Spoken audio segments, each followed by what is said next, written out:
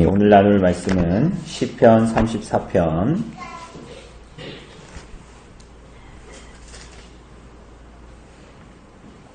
시편 34편 1절로 22절까지의 말씀 우리 한번 같이 읽어보도록 하겠습니다. 시작.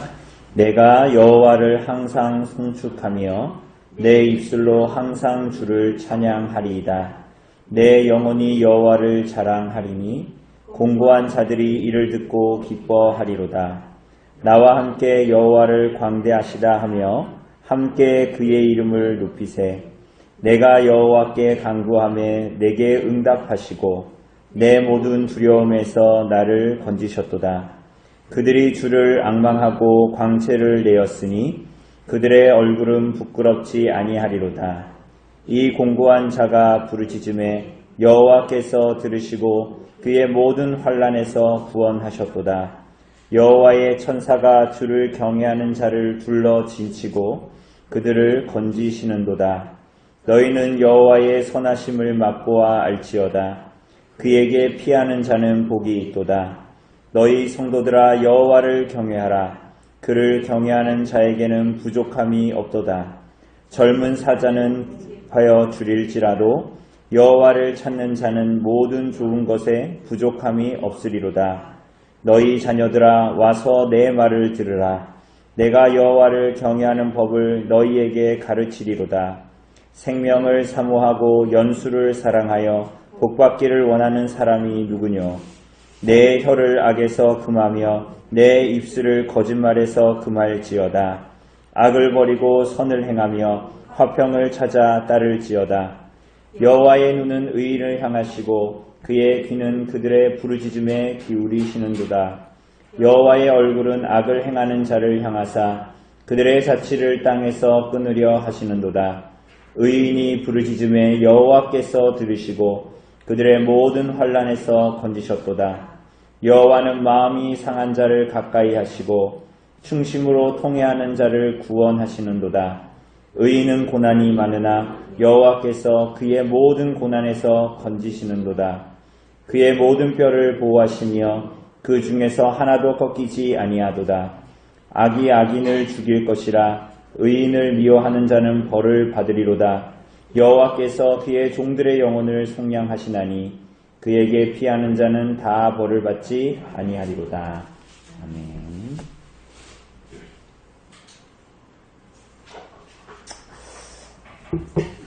네, 오늘 우리가 보는 말씀은 시편 34편 말씀입니다.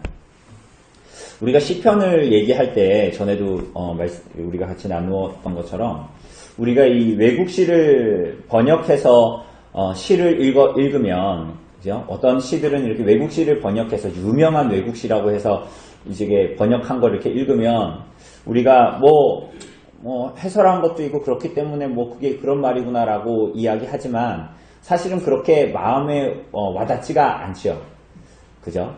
우리나라 시도 마찬가지일 겁니다. 우리가 전에 이야기한 대로 여러 가지 우리나라 시들에 대해서 한국말로 읽으면 이게 이런 감성으로 이런 뜻을 가지고 있구나라는 것을 이해할 수 있지만 사실 이것을 영어로나 다른 언어로 막 이렇게 번역을 하면 그 나라 사람들이 깨닫는 느끼는 것과 우리가 느끼는 것은 좀 이제 다를 것입니다. 그죠? 왜냐하면 단어가 얘기하는 단어의 특징들, 뉘앙스, 혹은 우리가 이렇게 말장난한다 그러잖아요. 비슷한 말을 두 개를, 발음이 비슷한 말을 두 개를 써서 이렇게 비꼬기도 하고, 그죠? 막 그렇게 유머러스하게 하기도 하고, 그렇게 하는데, 마치 시에 그런 것들이 이제 굉장히 많이 이제 들어가는 것을 우리가 보게 됩니다. 그런데 이제 다른 언어로 무언가를 그렇게 이제 표현한다. 우리나라의 시를 외국의 시를 우리나라 사람들이 그 나라 사람들이 이해할 정도로 번역해서 말한다. 이런 것은 사실은 쉽지가 않지요. 그죠?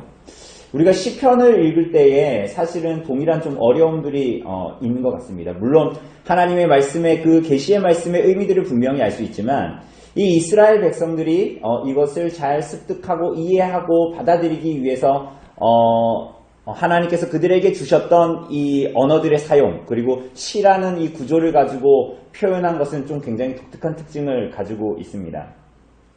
오늘 이 34편의 시편도 좀 독특한 구조를 가지고 있습니다. 여러분, 오늘은 특별하게 이렇게 종이를 하나 내드렸습니다. 그죠? 그 보면, 이게 어느 나라 말입니까? 이게 이게 그림인지 글씨인지 잘 모르겠죠? 이게 뭔 얘기인지 모르겠는데, 이게 여기 숫자를 보면 알지만 이게 시편 34편입니다. 이게 히브리어 성경인데, 여기에 보면 이렇게 우선은 우리나라는 어디서 어디로 읽어요? 왼쪽에서 오른쪽으로 읽는데, 이건 다 이제 오른쪽에서 왼쪽으로 읽어요. 글자가. 그죠? 다 여기, 그래서 여기 줄이 다르잖아요, 끝에가. 그런데 여기에 보면 제가 이걸 읽어드리려는 건 아니에요. 그런데 중요한 건 뭐냐면, 제가 여기서 이제 빨간색으로 일부러 표시해 놓은 글자들이 있습니다. 그러니까 요 시편 34편은요, 마치 우리나라 기역, 니은, 디귿, 리을 이런 것처럼 이 사람들의 알파벳이 22개거든요. 22개. 그래가지고 그 악자를 따서 차례대로 나간 거예요. 1절은 기역으로 시작하는 단어로 시작하는 거예요. 2절은 당연히 뭘로? 니은으로 시작하는 거예요. 그러니까 이렇게 해서 22개를 만든 거예요. 이 사람들의 이 언어로. 그런데 처음에 딱 시작할 때 보니까 여기에 보면 제가 빨간색으로 해놨죠. 이게 알렙이라고 가장 이제 히브리어의 첫 번째 기역에 해당하는 것입니다. 그리고 중간에 가니까 여기 제가 또 이렇게 중간쯤에 이렇게 해놨죠. 그죠? 여기다 제가 이제 중간쯤에 해놨는데, 이게 이제 라멧이라는 이제 알파벳입니다. 중간에 있죠? 그리고 쭉 내려가면 여기 끝에 뭐 있어요? 여기 끝에 제가 또 빨간색으로 해놨죠? 이게 이제 페라는 단어로 마칩니다. 그런데 이게 독특한 거예요. 왜냐하면 원래 그 마지막에 있는 요 단어 페는 히브리어 단어의 마지막 글자가 아니거든요. 그러니까 처음 이렇게 시작했어요. 이건 누가 봐도 22절이니까 이건 가나다라로 이렇게 딱 앞에를 초성으로 했구나. 뭐 이렇게 이해하는데, 마지막에 보니까 탑으로 해야 되는데 마지막 알파벳이 탑인데 페로 했어요. 그러니까 사람들이 이걸 보면 어때요? 좀 이상하다고 느끼겠죠? 그죠? 여기까지 나 순서대로 갔는데 끝에만 다르게 딱 한 글자를 다시 또 한 거예요. 이상하다.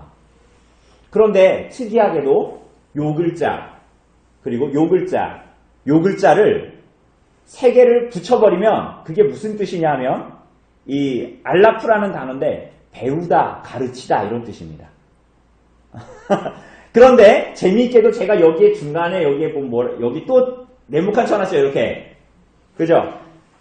여러분, 제가 이게 시라서 지금 이렇게 하는 거예요. 여기 네모칸 이렇게 쳐놨죠? 이게 뭐냐면 라마드라는 단어인데, 여러분들 제가 가지고 있는 성경의 11절에 보면 여호와를 경외하는 법을 너희에게 뭐 한다? 가르치리라, 이런 얘기입니다. 그러니까 여러분 잘 보세요. 여기 이 글자들의 알파벳을 세 개를 모아보니까 가르치다, 교훈하다라는 단어를 가지고 있어요. 그런데 이 시편의 중간에 나타나 있는 이 단어가 이 세 개를 묶은 것과 의미가 어때요? 똑같아요. 가르치다, 배우다 이런 뜻을 가지고 있습니다.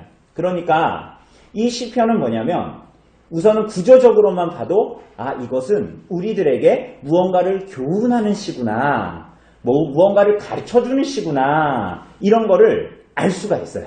그러니까 히브리인들은 이 구조를 딱 보니까 그렇게 이제 이해하고 받아들이게 되는 것입니다. 그럼 이 구조를 봐서 그렇다면 배경은 어떻습니까? 오늘 보면 여러분들 시편에 표제가 나와 있어요. 제목이, 그죠? 뭐라고 나와 있습니까? 다윗이 아비멜렉 앞에서 미친 채 하다가 쫓겨나서 지은 시입니다. 이게 사무엘상 21장입니다. 여러분 기억나십니까? 가드왕 아기스한테 갑니다. 가드왕 아기스한테 가가지고 사울한테 쫓겨가지고 거기 살라고 가잖아요. 블레셋한테. 근데 갔더니 어떻게 해요? 그 주변의 사람들이, 신하들이 다윗을 알아봅니까? 못 알아봅니까? 알아봐요. 누구를 죽인 놈이다? 블레셋의 장수? 누구예요? 다윗이 누구 죽였어요? 골리앗을 죽인 사람이다, 이런 거예요. 그죠? 그러니까 그럼 어때요? 걸리니까 어떻게 돼요? 걸리면 당연히 죽으니까 어떻게 돼요?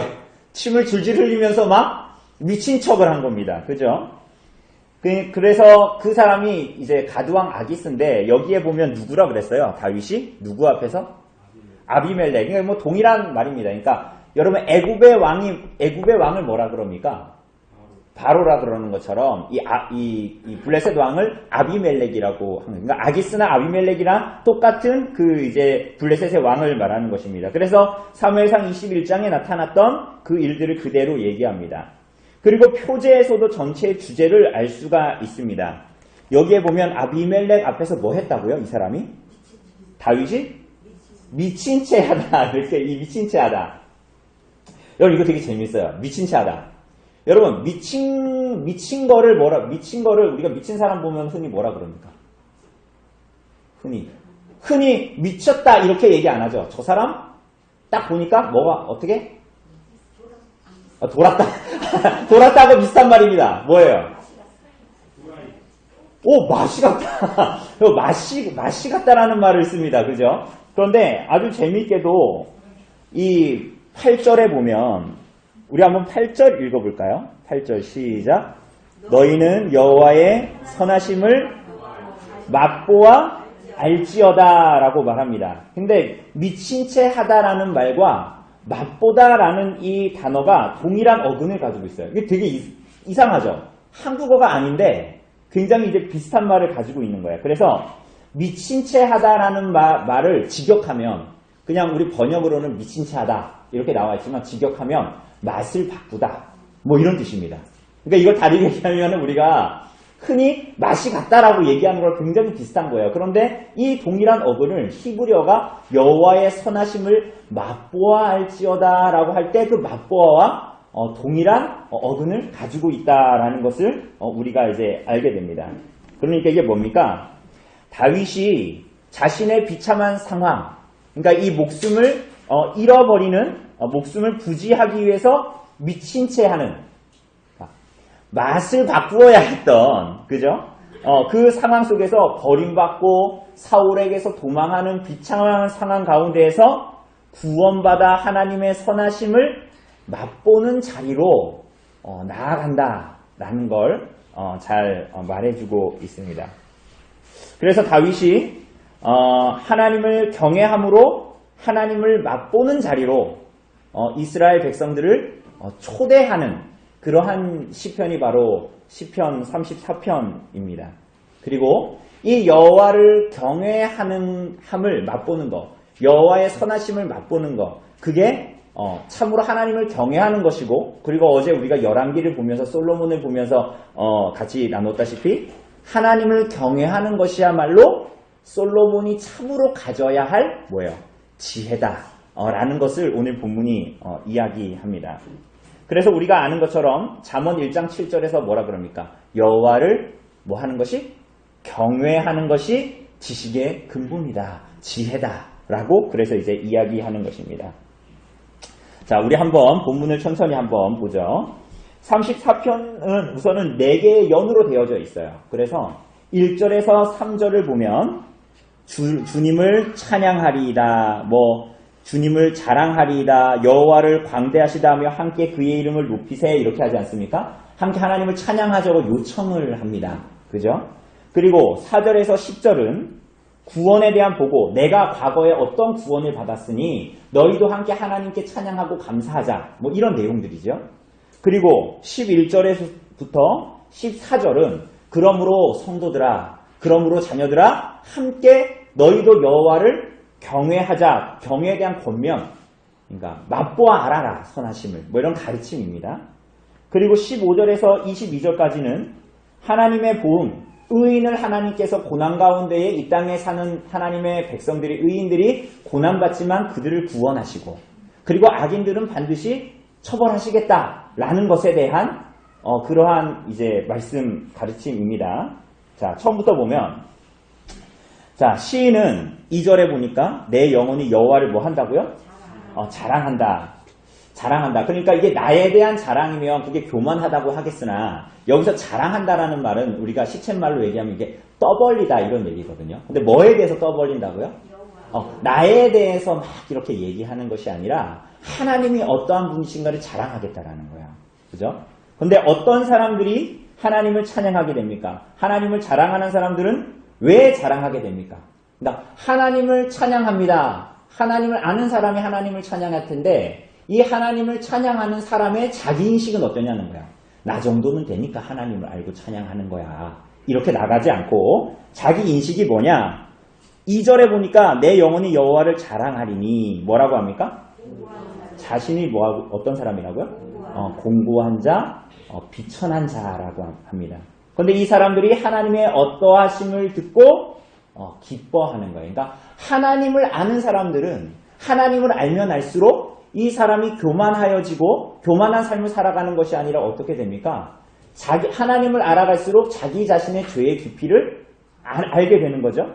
그래서 이 사람이 18절에 보면 어떤 사람이에요? 마음이 상한 자로 나타나고 그리고 마음이 어떠한 자? 통회하는 자로 나타나는 거예요. 그래서 하나님을 자랑해라. 하나님이 나를 구원하셨다라는 사람은 자기 자신에 대해서는 비천함, 자신의 공고함, 마음이 상한 자, 통회하는 자, 자신의 위대함을 자랑하려고 하지 않고 하나님 앞에 겸손한 자. 이 사람이 하나님을 찾게 된다라는 것을 얘기하죠. 하나님을 찾는 사람이 바로 이런 사람이라는 거예요.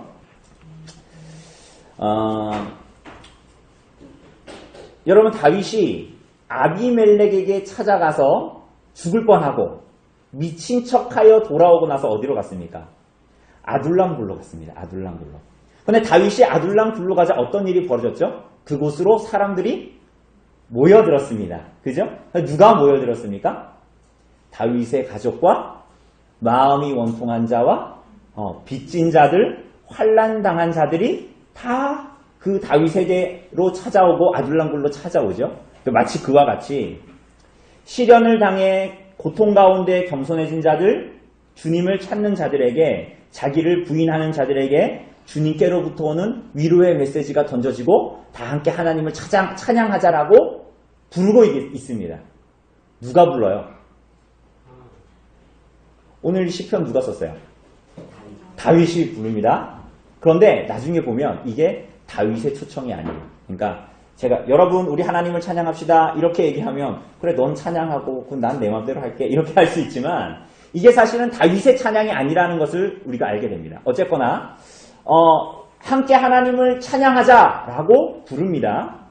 그리고 그 위로의 메시지가 겸손한 자들, 비천한 자들에게 전해집니다. 그럼 그들에게 어떤 위로가 옵니까? 4절을 보면 내가 여호와께 뭐 했다고요? 여호와께 간구하는 자들, 주님을 찾는 자들. 그리고 10절에 보면 뭐예요? 10절의 하반절에 보면 또 동일하게 여호와를 뭐 하는 자들? 여호와를 찾는 자들, 여호와를 주님을 구하는 자들. 이들에게 무엇이 주어집니까? 다시 4절로 가면 내 모든 두려움에서 나를 뭐 하시는 거예요? 건지신다.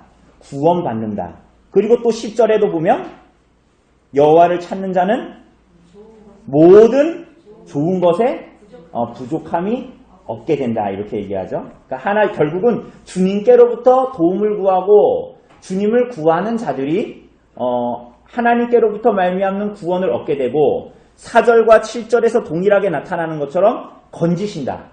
구원하신다. 이렇게 얘기합니다.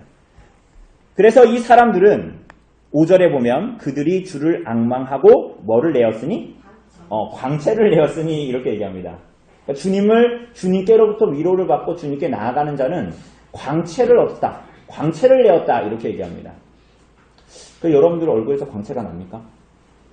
광채를 내었다라고 얘기하잖아요. 이게 뭐냐면 이 사람들이야말로 주님으로부터 말미암는 기쁨이 가득하게 되고 그러니까 참된 만족을 얻게 된다. 이렇게 이제 얘기를 하는 거예요. 좀 더 8절에서 10절에서는 하나님을 경외하는 자들이 얻는 이 기쁨, 광채를 내었다라고 하는데 이 기쁨에 대해서 좀 더 구체적으로 부연 설명하면서 초대합니다. 8절에 보면 우리 한번 읽어볼까요? 8절 시작. 너희는 여호와의 선하심을 맛보아 알지어다. 그에게 피하는 자는 복이 있도다. 그죠? 하나님의 구원하시는 능력을 맛보기 위해서 하나님을 경외하는 삶에 참여하기를, 동참하기를 요청합니다. 근데 요것은 마치 이 베드로 전서 2장에 보면 이런 말씀이 있습니다. 들어보세요. 그러므로 모든 악독과 모든 기만과 외식과 시기와 모든 비방하는 말을 버리고 갓난 아이들같이 순전하고 신령한 것을 사모하라. 이는 그로 말미암아 너희로 구원에 이르도록 자라게 하려 함이라. 너희가 주의 인자하심을 맛보았으면 그리하라. 라고 베드로 전서는 이야기합니다. 마치 오늘 이 시편에서 이 베드로 전서에서 모든 악독과 기만과 외식과 시기와 모든 비방하는 말을 버려라. 그러면 하나님을 맛보게 된다. 라고 말하는 것 같지요. 오늘 이 시편의 13절하고 14절도 보면 이 베드로전서 2장과 비슷한 말을 합니다. 네 혀를 악에서 금하고 내 입술을 거짓말에서 금할지어다. 악을 버리고 선을 행하며 화평을 찾아 따를지어다. 뭐 이렇게 얘기하죠. 그런데 이것은 구원 얻기 위해서 너희가 악독을 버리고 구원을 얻기 위해서 선을 행하라 이런 말이 아니라 오히려 주님의 자비와 인자를 맛보게 한 자들이야말로 하나님을 참으로 경외하는 자리. 오늘 13절에서 14절이 말하는 것처럼 혀를 악에서 금하며 내 입술을 거짓말에서 금하는 삶. 그리고 베드로 전서가 말하는 대로 모든 악독과 기만과 시기와 비방하는 말을 버리는 삶으로 나아가게 된다라는 것을 말하지요. 그죠? 그러니까 이러한 삶이 뭐예요?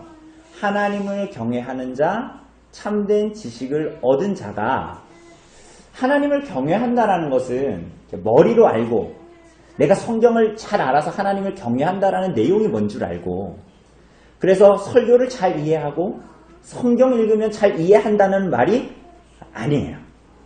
그러니까 하나님을 참으로 경외하는 것은 물론 그 하나님을 아는 암과 인간은 나 자신이 죄인인 것을 아는 암 때문에 하나님 앞에 참된 지혜로 나아가는 자.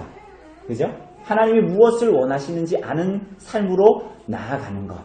그것을 이야기합니다. 그러한 자들은 9절에서 보면 뭐라 그래요? 너희 성도들아 여호와를 경외하라. 그를 경외하는 자에게는 뭐가 없다? 부족함이 없다. 여러분 부족함이 없습니까? 여러분 부족함이 없습니까? 여러분 근데 부족함이 없다 그러잖아요. 그럼 나 오늘 기도했는데 부족함이 있어서 왔는데 부족함이 없다.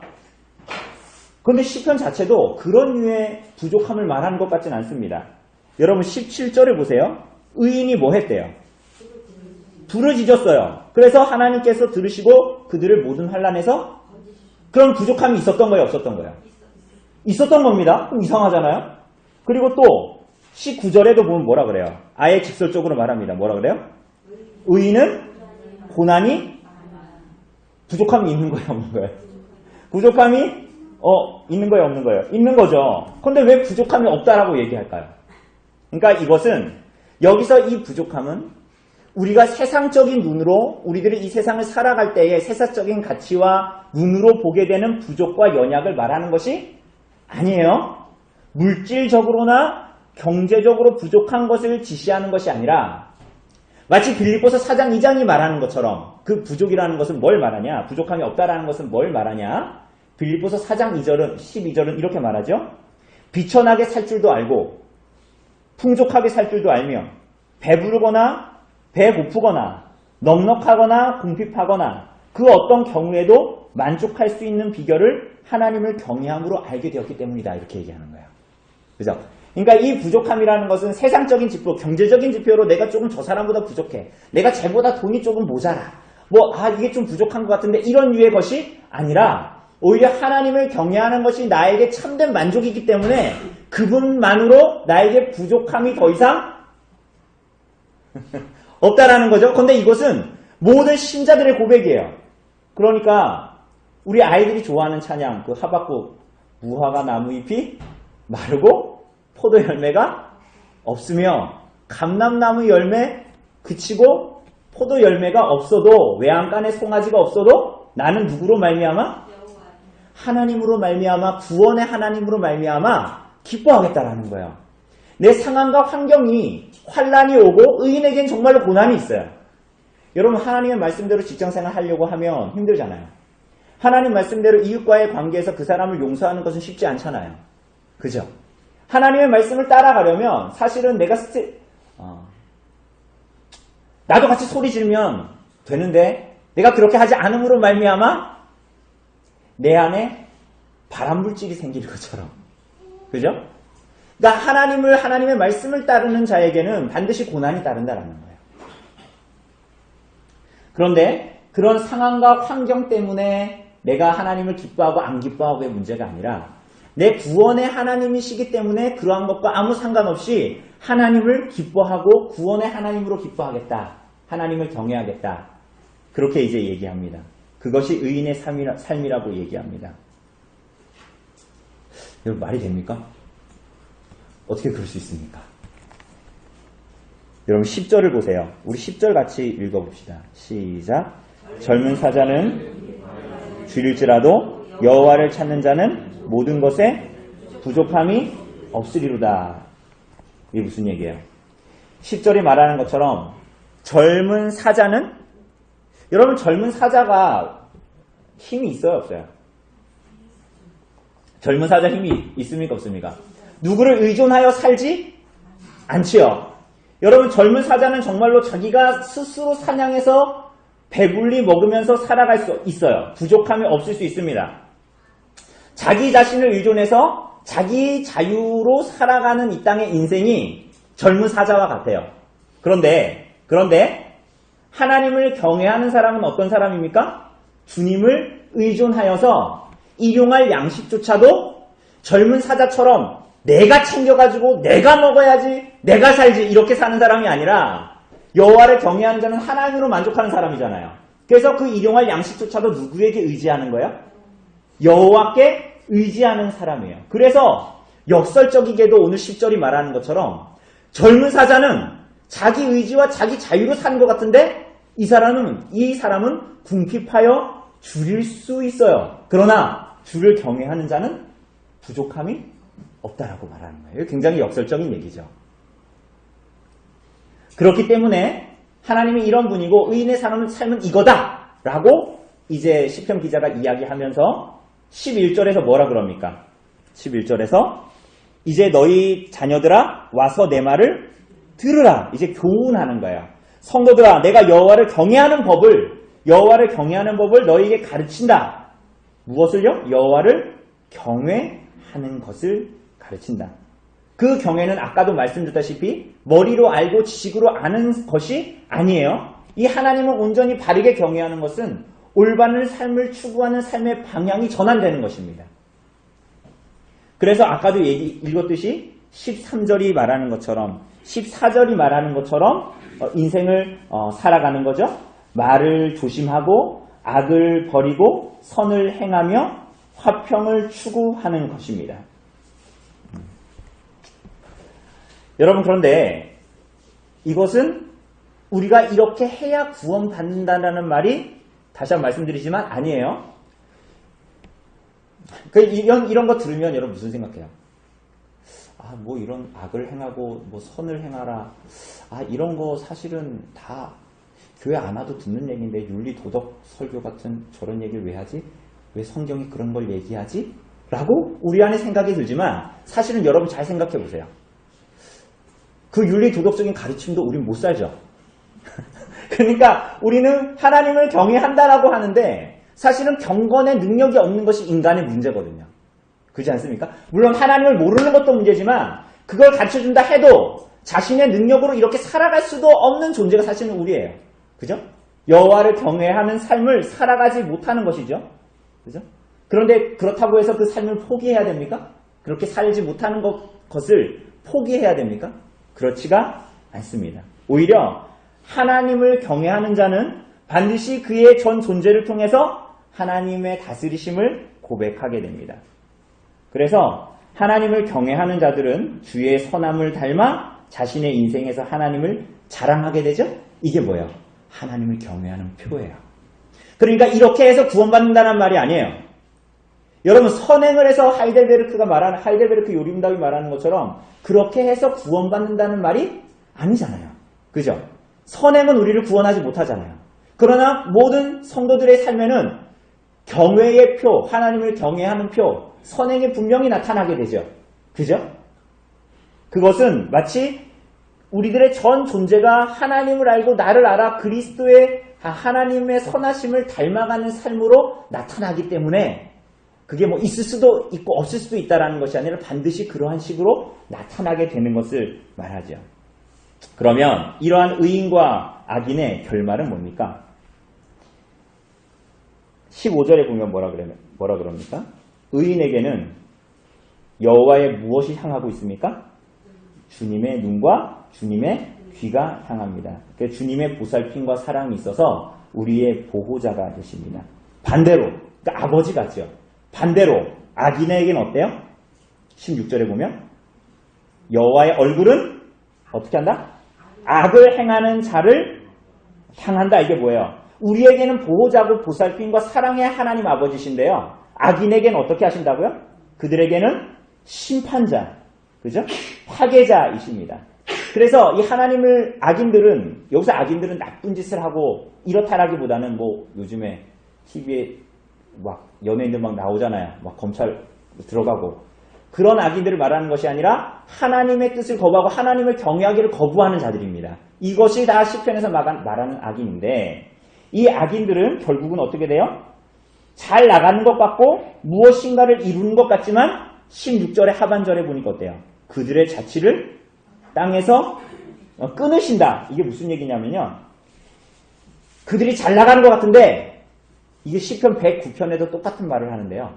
하나님께서 땅에서 그들의 기억을 삭제해버리신다. 이런 얘기입니다.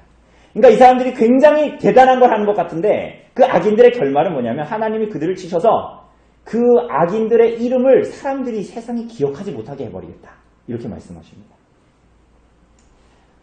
그래서 자신들이 추구했던 모든 소망과 야망이 그들의 죽음으로 다 흩어져 버리는 그런 것들을 보여줍니다. 그런데 그 하나님이 17절에서 보는 바와 같이 의인들의 소리를 들으시고 그리고 18절이 말하는 것처럼 마음이 상한 자, 의인들을 어떻게 하신다? 그들 가까이에 계신다. 이렇게 얘기합니다. 그죠? 틀림없이 그 의인들의 삶에 대해서는 이렇게 뭐 이제 고난이 없다 이런 식으로 얘기하지 않습니다. 그죠? 하나님이 가까이 하신다. 그리고 19절이 말하는 대로 고난이 많다. 주를 경외하는 삶에도 역경과 고난이 있다. 많다. 그리고 시편이 말하는 대로 오히려 고난 당함이 유익이 된다라고 얘기하죠. 그죠? 왜 고난 당하는 것이 유익이 됩니까? 주님의 선하심 11절이 말하는 대로 주님의 선하심을 맛보아 알게 되죠. 그리고 주님의 선하심을 맛보아 알기 때문에 이 땅에서 2절이 말하는 대로 그리고 13절 14절이 말하는 대로 여호와의 선하심을 자랑하는 자로 나타나게 되고 그래서 그는 이 땅을 살아갈 때 마음이 상하고 통회하는 자로 하나님의 도움만을 구하게 되고 그리고 하나님은 그들을 구원하십니다. 그렇죠? 이러한 삶으로 이제 나타나는 거예요. 성도의 삶이. 그러니까 어떤 면에서는 고난이 있어요. 그런데 이 고난은 어쩔 수 없어. 모든 사람이 당하는 거야. 라고 보기보다는 고난당함으로 하나님을 맛보아 알고 오히려 의인이 고난당함으로 하나님이 계시다라는 것을 맛보아 알기 위한 하나님의 방법이신 거예요. 그런데 그것은 세상 사람들에게는 숨겨져 있죠. 그러나 하나님의 나라를 경험한 자들에게는 언제나 하나님을 맛보아 아는 길이 열려있는 거예요. 고난으로 말미암아. 그래서 약속이 있어요. 여러분 보세요. 본문에 보면 4절에도 나오고 6절에도 나오고 7절에도 나오고 17절에도 나오고 18절에도 나오고 19절에도 나오는 단어가 뭡니까? 건지신다. 구원하신다. 건지신다. 구원하신다. 계속 그렇게 얘기하는 겁니다. 그러니까 우리가 그렇게 하나님을 경외하는 삶을 살아갈 수 있는 것은 우리들에게 능력이 있어서가 아니라 하나님을 경외하게 하시기 때문에 하나님의 구속 때문에 그렇다. 이렇게 얘기하는 것이에요. 어떻게 구원하십니까? 22절 마지막 절 같이 읽어볼까요? 시작. 여호와께서 그의 종들의 영혼을 속량하시나니 그에게 피하는 자는 악인들은 죄 지은 것에 대한 정죄를 받죠? 그런데 의인들은 그렇지 않습니다. 13절 14절이 말하는 대로 착하게 살아서 그럴까요? 아니라 그랬잖아요. 그죠? 그런데 마지막 절에서 정점을 찍습니다. 뭐예요? 그의 의인들의 그러니까 그의 종들의 영혼을 어떻게 하신다고요? 속량하신다 뭐예요? 구속하신다. 의인의 부족함과 그들의 악을 누가 대신 갚으신다? 하나님께서 그 대가를 지불하신다. 악인들은 젊은 사자처럼 자기가 의를 세우려고 하고 자기가 살려고 하고 자기가 값을 지불하려고 하는데 의인들은 어떻게 해요? 나는 마음이 가난한 자요. 나에게는 아무것도 없다라는 것을 알고 나의 공고를 알고 누구께 의탁한다? 하나님께 의탁하면 하나님께서 원수에게서도 건지시고 죄에서도 건지신다. 이렇게 얘기를 하는 거예요. 그런데 놀랍게도 여러분 20절을 보면 하나님께서 의인을 보호하시는데 다윗의 고백입니다. 어떻게 보호하신다고요? 그의 모든 뼈를 보호하시며 그 중에서 하나도 꺾이지 않게. 여러분 누가 생각하십니까? 여기서 뜻하지 않게 예수 그리스도의 약속의 성취가 나타나죠. 그게 뭐예요? 그렇죠. 그 요한복음 19장에 보면 예수께서 십자가에 달리셨는데 양쪽 강도는 어떻게 해요? 다리뼈를 부러뜨리죠. 그래가지고 일찍 죽게 하는 거예요. 그런데 그 로마 군병이 예수님께도 그렇게 하려니까 어때요? 이미 죽은 것 같아서 옆구리를 찌르니 물과 피가 나왔다 이렇게 얘기합니다. 그런데 사실은 그게 뭐예요? 이미 출애굽에도 양고기를 먹을 때 어떻게 해요? 그 양을 잡아서 먹을 때 뼈를 분지르지 않고 먹었죠? 그런데 그 6월절 양신 예수 그리스도가 십자가에 달리실 때도 어떻게 했어요? 그 다리가, 그 뼈가 부러지지 않았지요. 그죠? 그런데 오늘 이 시편이 34편이 의인을 하나님께서 어떻게 보호하신다라고 얘기할 때 우리는 뜻밖에도 여기서 그리스도를 만나게 됩니다. 우리를 구속하신 그리스도를 만나게 되는 거예요. 여러분 이게 정리를 하면 이런 겁니다. 오늘 이 하나님을 찬양합시다, 하나님을 경외합시다라는 이 초대는 사실은 다윗의 초대가 아니에요. 궁극적으로는 누구의 초대예요? 다윗의 예표이신 그리스도의 초청이에요. 하나님의 백성들을 향한 성도와 그 자녀들을 향한 그리스도, 예수 그리스도의 초청이에요. 그래서 그리스도께서 나와 같이 주를 따르라. 나와 같이 주를 경외하라. 나와 같이 주님을 자랑하고 주님을 찬양하라라는, 그죠? 바로 그리스도의 부르심이에요. 그래서 여기 보면 성도들아, 나의 자녀들아, 나와 함께 그리스도 하나님을 자랑하고 하나님을 경외하자. 라는 그리스도의 초청으로 우리는 시편 34편을 받아들이게 되는 것입니다. 그래서 이러한 자들, 그리스도로 말미암아 그리스도의 부름에 초청받은 교회와 성도들, 교회의 머리신 그리스도, 그리고 교회의 몸으로 부름받은 우리들이 이 그리스도의 초청에 응답하여 어떻게 해요? 그리스도께 피하고 주님을 경외하는 자리로 나아가게 되고, 그래서 젊은 사자와 같이 그렇게 살아가는 것이 참된 지혜고 이 세상 살아가는 방법이고 최고의 지혜라고 생각하지만 그게 아니라 참된 지혜는 뭐예요? 하나님을 경외하는 것, 하나님을 의탁하는 것. 그것이라고 오늘 시편 34편은 그러한 성도의 삶으로 우리들을 초대하고 그리스도는 우리를 그렇게 부르시고 계십니다. 그 값을 다 지불하시고 그 삶으로 우리를 초대하시는 것입니다. 그 하나님을 경외함이 여러분들의 삶에 넘치시기를 바랍니다. 그래서 그 참된 지혜로 하나님 앞에, 경외함으로 하나님 앞에 나아가는 우리 성도님들 되시기를 바랍니다. 예, 우리 시간 좀 기도합시다. 기도할 때